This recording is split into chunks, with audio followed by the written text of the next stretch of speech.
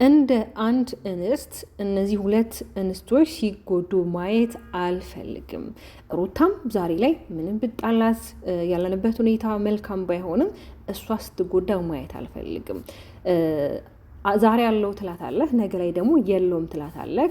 ነገ ደግሞ እንደገና ከሄርሜላ ጋር ትገናኛለህ። የምታሳያቸው ነገሮች በጣም ትክክል ያልሆኑ ነገሮች ናቸውና ወስነክ በውሳኔክ ጽና፣ አትወላውል።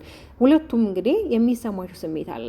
ሩታ ጋር ስትሄድ ሄርሜላ የሚሰማ ስሜት አለ፣ ሄርሜላ ጋር ስትሄድ ደግሞ ሩት የሚሰማት ስሜት አለ እያለችው ነበርና ለአብርሃም ዛሬ እንግዲህ ሜሪና አብርሃም ተገናኝተው እንግዲህ ሀሳቦቿን አቅርባለታለች። እውነት ለመናገር ቆንጆ ሀሳቦችን ያቀረበችው በሀሳቧ እስማማለሁ። እውነት ነው ማለት ብዙ ጊዜ የምታዩ ከሆነ አብርሃምና ሩታ ሲገናኙ ለሩታ የሚያሳያት የሆነ ፊሊንግ አለ፣ እንደሚፈልጋት እንደሚወዳት እንደዚህ አይነት ነገሮችን የሚያሳያት እና እንግዲህ እኔ ከሩታ ጋር ሰላም ፈጠርኩ ማለት ከሩታ ጋር አብሬ መሆን አለብኝ ማለት አይደለም። ደግሞ እኔና እሷ አብረን እንደማንኖር አንቺም ታውቂያለሽ። ከአንዴም ለሶስት ጊዜ እንግዲህ እዚህ በኦዲየንሶች ፊትም ተናግሬያለሁ። ግን እኔ አሁን ላይ ሰላምን የፈለግኩትኝ ለልጄ ስል ነው። ለልጄ ዋጋ መክፈል አለብኝ። ልጄን የማገኘው ከእናቱ ጋር ጥል ሆኜ ጸብ ሆኜ አይደለም፣ ከእናቱ ጋር ሰላም ሆኜ ልጄ ማግኘት ያለብኝ። ለእኔም ሀይምሮ ደስ የሚለው እንደዛ ሲሆን ነው እያለ ነበርና በነገራችን ላይ ልጅክን እኮ ማለት ይሄ አሁን የምትናገራቸው ቃላቶች ለልጅክ ዋጋ እንደከፈለ አባት አይደለም። እውነት ለመናገር ለልጅ ዋጋ እየከፈለች ያለችው ሩታ ናት። ይሄ ምንም ማለት የምናየው ነገር ስለሆነ ልጇ እንዴት ተንከባክባ እያሳደገችው እንደሆነ ለልጇ ምን ያህል ዋጋ እየከፈለች እንደሆነ ዛሬ ተመልክታችሁ ከሆነ ከኤፋ ጋር ውስጥ ተገናኝታ እኔ ለልጄ አሁን ላይ የምከፍለውን ዋጋ ልጄ ባይኖር ኖሮ ይሄ አሁን ላይ የምከፍለውን ዋጋ ለማብዬ ነው የምከፍለው።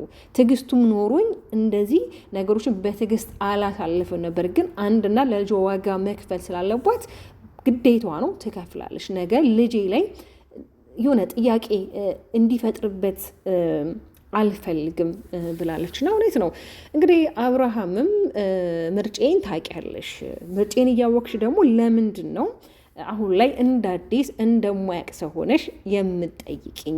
እኔ ከሄርሜላ ጋር አሁን ላይ ያለው ነገር ታውቂያለሽ እያላት ነበር። እና እንግዲህ ሜሪ እንደ እንስት ምን አይነት ስሜት እንደሚሰማት ስለምታውቅ በእሷ ቦታ ቢሆን ነገር የተፈጠረው የሚሰማት ስሜት ስለምታውቀው እንግዲህ አብርሃምን እንደ ወንድሟ እንግዲህ አሁን ላይ ከአብርሃም ጋር ያላቸው ግንኙነት እንግዲህ ታውቃላችሁ። በፊት ከሩቲ ጋር የነበራት ግንኙነት በጣም ደስ የሚል እህታዊነት የሞላበት ነበር። አሁን ላይ ተገልበጠ ወደ አብርሃም እንግዲህ የአብርሃም ፋሚሊ ሆናለች እና ግን ዛሬ ያቀረበችለት ሀሳብ እጅጉን ደስ የሚል የሚያስማማ ሁላችንም ሀሳብ ነው። ለምን በቃ ቆራጥ መሆን አለበት። እሱም ልክ ሩትዬ እኔ ለልጄ ዋጋ ከፍላለሁ፣ እሱም የራሱን ህይወት መኖር ይችላል፣ የራሴን ህይወት እየኖር ግን በሰላም በፍቅር ልጃችንን ማሳደግ እንችላለን። ነገ ላይ እናትና አባቴ ብሎ እኛም ተወቃሽ መሆን የለብንም። ዛሬ ላይ ነገሮችን ካላጸዳናቸው፣ ዛሬ ላይ ለልጃችን ዋጋ ካልከፈልን፣ ነገ ላይ ልጃችን ለሚጠይቀን ጥያቄ ምንድን ነው የምንመልሰው? አያችሁ አይደለ?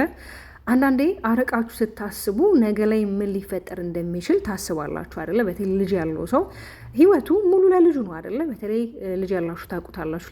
ልጅ የሌላችሁ ስሜቱን ላታውቁ ትችላላችሁ እንጂ ልጅ ያለው ሰው መቼም ስሜቱን ያውቃል ብዬ ተስፋ አድርጋለሁኝና እውነት ነው ውዶች፣ የትኛውም እናት ለልጇ ዋጋ ትከፍላለች አይደለ? ስለዚህ እሷም ነገ ላይ ከተጠያቂነት ለመዳን ሀይምሯን ነፃ ለማድረግ ልጇ ነገ ላይ እናቴ ለምን ዋጋ አልከፈልሽም ቢላት ምን ትመልስለታለች? ግን ዛሬ ላይ ልጅ ዋጋ ከከፈለች ግን ነገ ላይ እያንዳንዱ ጥያቄዎቹ እራሱ ቪዲዮ ላይ ያገኟቸዋል ማለት ነው። ስለዚህ አብርሃምም እንግዲህ እኔ ሰላምን ነው የፈለግኩትኝ ከዚህ በኋላ ልጄም የሚያስፈልገውን ነገር ማድረግ እፈልጋለሁ፣ ከልጅ ጋር እንጂ ማድረግ እፈልጋለሁ። እኔ ከሩታ ጋር ሰላም ካልፈጠርኩኝ እንዴት ነው ልጄን ማግኘት የምችለው ነው።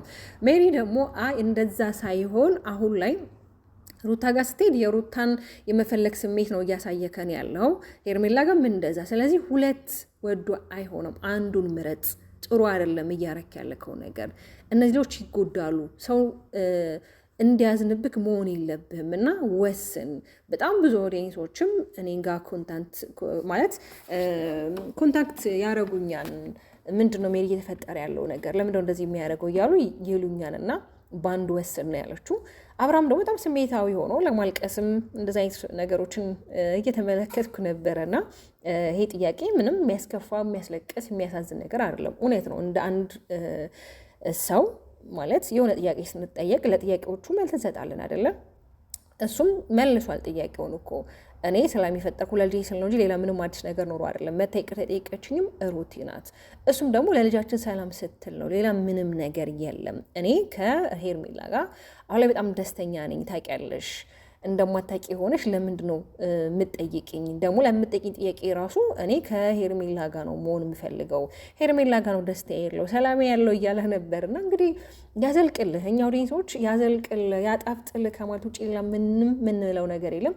ሩታ ደግሞ እንደዚህ ድምቅ ሽብርቅ እያለች ደግሞ ራሷ ትመጣለች። ገብቷችኋል አይደለም? እሷ ደግሞ ጎበዝ ናት፣ ጠንካራ ናት፣ ጀግና ናት። እነዚህ ለሲንግል ማሞች በጣም አርያ ተምሳሌት የምትሆን ልጅ ናት። ያው አንዳንድ ጊዜ ሰዎች እንደዚህ ተውባችሁ እንዴት ነው በራሳችሁ ቆማችሁ ሲያዩዋችሁ የሚቀኑ የሚናደዱ ሰዎች አሉ። ለምን በቃ የሰው ልጅ ተበሳቅሎ ይሄ አንድ ሰው ተጋባ ተፋታ ልጅ ወለደ ማለት በቃ ብስቁልቁል ብሎ ራሱን ጥሎ ምናምን ነገር ነው ሰው ማየት የሚፈልገውና እንዴ ቢያንስ እኮ ሩታ ለልጇ ስትል ጠንካራ እናት ሆና ነገ ላይ ልጇ ሲያድግ እኮ እናቴ ወጣት ናት፣ እናቴ ሸበላ ናት፣ እናቴ ሎጋ ናት፣ እናቴ መልካም ናት፣ አላረጀችም እኮ ነው የሚያስለው።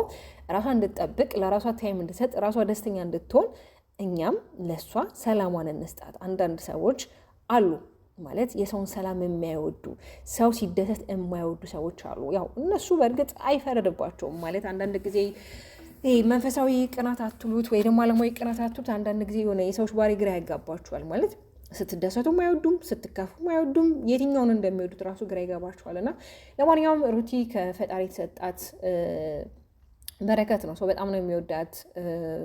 ሲያውቋት ለሷ በጣም ዋጋ የሚከፍሉ የሚጨነቁ፣ የሚያዝኑላት ከቤተሰቦቿ በላይ የሚጨነቁላት በጣም መልካም የሆኑ እህቶች አሏት እና ያው አንዳንዶች እንግዲህ በእሷ ተስፋ የቆረጡ በምሰራቸው ነገሮች በጣም የሚያዝኑ የሚከፉባት አሉ። ያም ደግሞ አንዳንዴ ሰው እውነታውን ሲያውቅ ከእውነታው ጋር አይደል የሚጋፈጠው። ያው ውሸት ነው ምንጊዜም። እና እንግዲህ ያው ቀልድም እንዳልኳቸው አብርሃም ዛሬ እንግዲህ አዳዲስ ነገሮችን ፖስት እያደረገ ነበር። በተለይ ከሄርሜላ ጋር የፖስታቸው ፎቶች አሉ፣ እንዲሁም ቪዲዮ ሂስትሪ ላይ ፖስት አድርጓል። አላውቅም እየተፈጠረ እንዳለ፣ ግን ደግሞ መብቱን የፈለገው ነገር ማድረግ መብቱ ነው። ለምን እኛ ሰላምን ነው የምንፈልገው። ከዚህ በኋላ ይሄ ጭቅጭቁ፣ ንትርኩ፣ ንዝንዙ፣ ይሄ ሀተካሮ ምናምን ነገር ቆሞ በቃ ይሄ ሰላም የሚባለውን ነገር ማየት እንፈልጋለን። በጋራ ልጃቸው እንዳያሳድጉ አንዳንድ በዙሪያቸው የሚያሉ መጥፎ ሰዎች አሉና እነሱንም ከህይወታቸው አስወግደው ሁሉም የራሱን ኑሮ የራሱ ላይፍ ቢኖሩ፣ በተለይ ደግሞ በእነሱ ዙሪያ በጣም ብዙ እነሱን ኢግኖር የሚያደርጉ ሰዎች አሉና እነሱም የራሳቸውን ላይፍ ቢኖሩ የራሳቸውን ህይወት መንገድ ቢጓዙ ብዬ